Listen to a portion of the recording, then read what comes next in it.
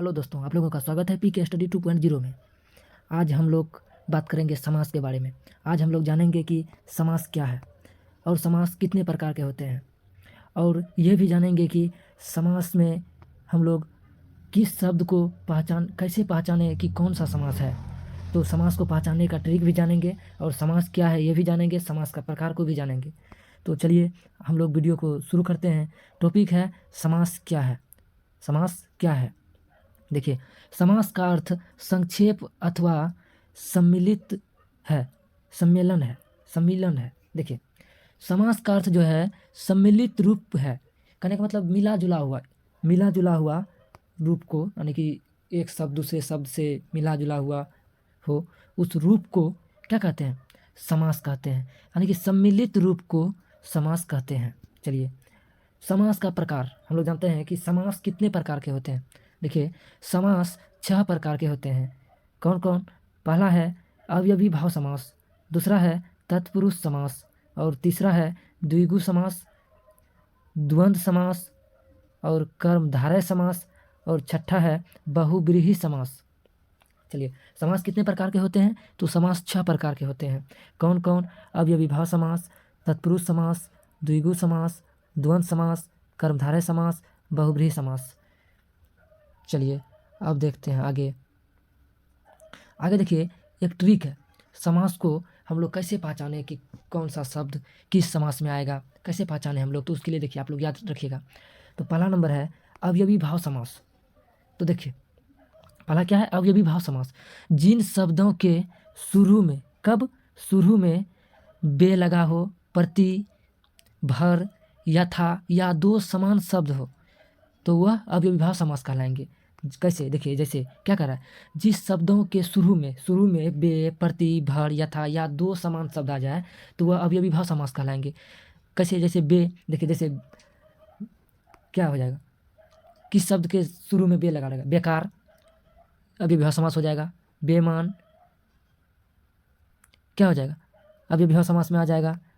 देखिए, जैसे प्रतिदिन, भर दिन, यथासंभव, 2 समान शब्द। जैसे सुबह सुबह, क्या है? समान शब्द है।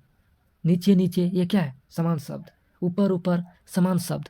अगर इस प्रकार का शब्द है तो वह अवयवी भाव समास के अंदर आएंगे। कहेंगे अवयवी भाव समास। तो आप लोग समझ गए अवयवी भाव समास को कैसे कैसे पहचानेंगे। तो जिन शब्दों के शुरू में बे, प्रति, भर, यथा या 2 समान शब्द हो उसे अवयवी भाव समास कहेंगे। चलिए अगला देखते हैं। अगला नंबर देखते हैं, 2 नंबर, तत्पुरुष समास। अब तत्पुरुष समास को कैसे पहचानेंगे कि कौन सा तत्पुरुष समास है? तो उसके लिए भी ट्रिक है। उसके लिए देखिए, जिसमें विभक्ति चिन्ह लगा हो उसे तत्पुरुष समास कहेंगे। अब विभक्ति चिन्ह क्या होता है? विभक्ति चिन्ह जो होता है एक दूसरे से, यानी कि जोड़ के शब्द का निर्माण करता है। कैसे? जैसे देखिए, कन्यादान, कन्या का दान, का जो है ये विभक्ति चिन्ह लगा हुआ है। अन्नदान, अन्न का दान, तो यहाँ पे देखिए का है ना, यहाँ पे का, ये जो का है ये क्या करता है? ये एक दूसरे को जोड़कर एक शब्द पैदा कर रहा है, 2 शब्द को जोड़ रहा है, तो इसमें विभक्ति चिन्ह लगा हुआ है। तो ये किस में आ जाएंगे? ये आ जाएंगे तत्पुरुष समास में। चलिए आगे देखते हैं। आगे है 3 नंबर, द्विगु समास किसे कहते हैं? द्विगु समास क्या है? देखिए, संख्यावादी शब्द को द्विगु समास कहते हैं।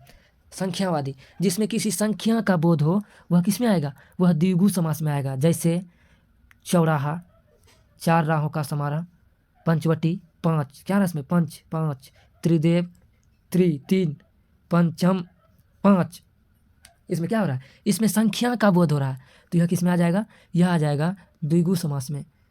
समझ गए द्विगु समास को कैसे पहचानेंगे? चलिए आगे देखते हैं। आगे 4 नंबर है द्वंद्व समास। अब द्वंद्व समास को पहचानने का तरीका देखते हैं। जिसमें 2 जोड़ियों का बात हो, वह द्वंद्व समास कहलाएगा। अब देखिए क्या कर रहा है? 2 जोड़ी, हाँ समझ लीजिए। जैसे भाई बहन, राधा कृष्ण, माँ बाप, राजा रानी, शिव पार्वती, सीता राम, क्या हो रहा है इसमें? ये सब क्या है? ये सब 2 खूबसूरत जोड़ी है। जैसे देखिए भाई बहन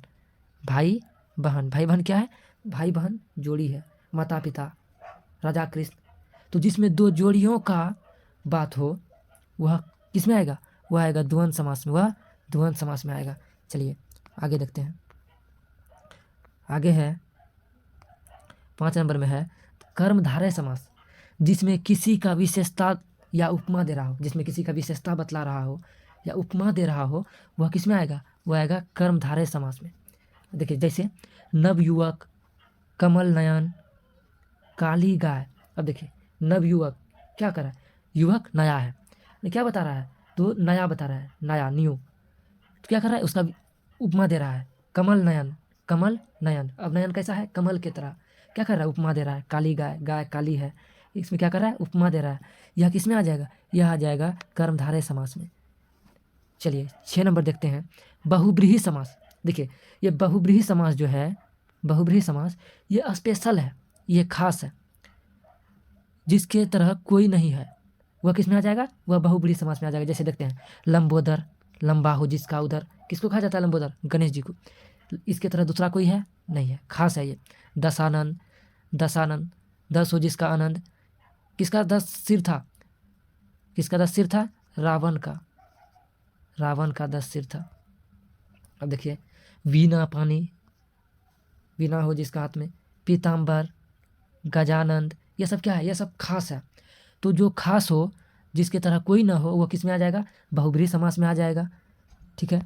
और देखिए फिर एक बार हम देख लेते हैं कर्मधारय समास, जिसमें किसी का विशेषता या उपमा दे रहा हो, वह कर्मधारय समास कहलाएगा। द्वंद्व समास, जिसमें दो जोड़ियों का बात हो, उसे द्वंद्व समास कहेंगे। द्विगु समास, जिसमें संख्या का बोध हो, उसे द्विगु समास कहेंगे। तत्पुरुष समास, जिसमें विभक्ति चिन्ह लगा हो, उसे तत्पुरुष समास कहेंगे। अब ये विभाव समास, जिसमें शब्दों के शुरू में बे, प्रति, यथा या दो समान शब्द हो, वह अब ये विभाव समास कहलाएगा। तो ये ट्रिक था समास को पहचानने का। तो दोस्तों अगर आप लोगों को वीडियो अच्छा लगा हो, लाइक कीजिए, चैनल को सब्सक्राइब कीजिए और एक अच्छा सा कमेंट कीजिए। ठीक है, तब तक के लिए मिलते हैं अगला वीडियो में। तब तक के लिए बाय, जय हिंद।